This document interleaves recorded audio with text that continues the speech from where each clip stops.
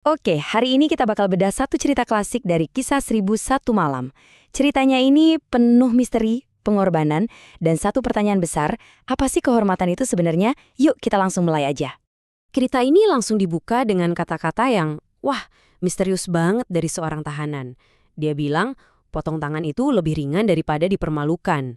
Ini kan langsung bikin kita mikir ya, rahasia apa sih yang dia sembunyiin sampai segitunya, lebih berharga dari tangannya sendiri? Nah, kita masuk ke bagian pertama, pencuri berpenampilan mulia. Di sini nih, kita langsung dihadapkan sama teka-teki utamanya. Ada seorang pria yang penampilannya, ya ampun, sama sekali nggak cocok sama tuduhan kejahatannya. Jadi, bayangin ya, di satu sisi ada Gubernur Khalid, penguasa Basrah yang disegani. Terus, di sisi lain, ada seorang pemuda misterius yang diseret ke hadapannya. Tuduhannya melakukan kejahatan yang rendahan banget. Nah, panggungnya udah siap nih.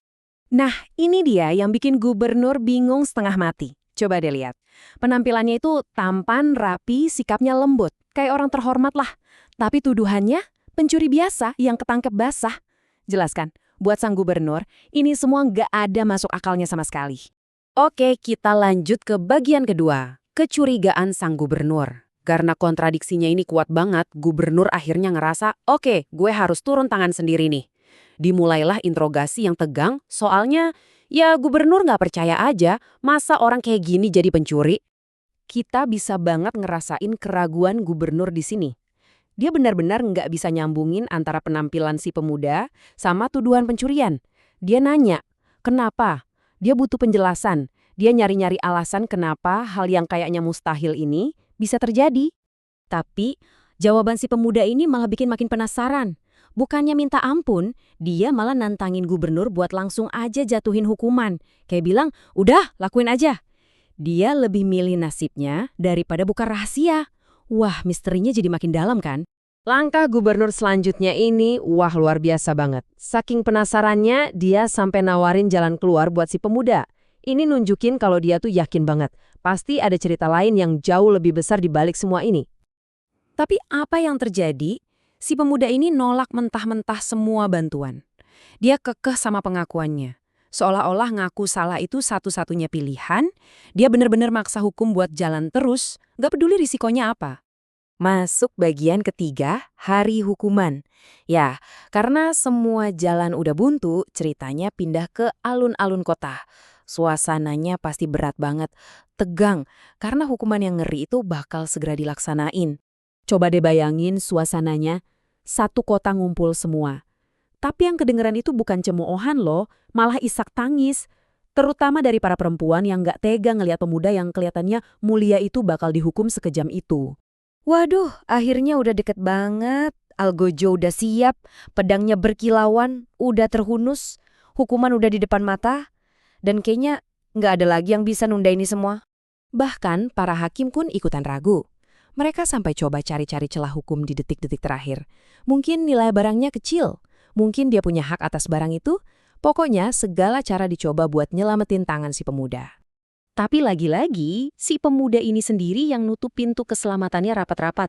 Dia bantah semua pembelaan. Dia segel nasibnya sendiri. Dan ini bikin gubernur marah banget, karena dia benar-benar udah nggak punya pilihan lain. Lanjut ke bagian 4, interupsi dramatis.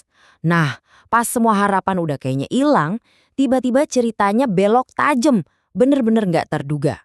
Tepat di detik terakhir, pas pedang udah siap diayunkan, kejadian yang nggak kebayang terjadi. Seorang perempuan muda tiba-tiba lari nerobos kerumunan dan dia mempertaruhkan dirinya sendiri buat ngelindungin si pemuda. Gila kan? Sambil ngos-ngosan, perempuan itu ngasih sebuah catatan ke gubernur. Permohonannya yang mendesak itu seolah-olah ngeberhentiin waktu. Hari yang tadinya suram, penuh duka, langsung berubah jadi penuh tanda tanya besar. Oke, bagian kelima. Kisah sebenarnya terungkap. Akhirnya, tirai misteri kebuka juga.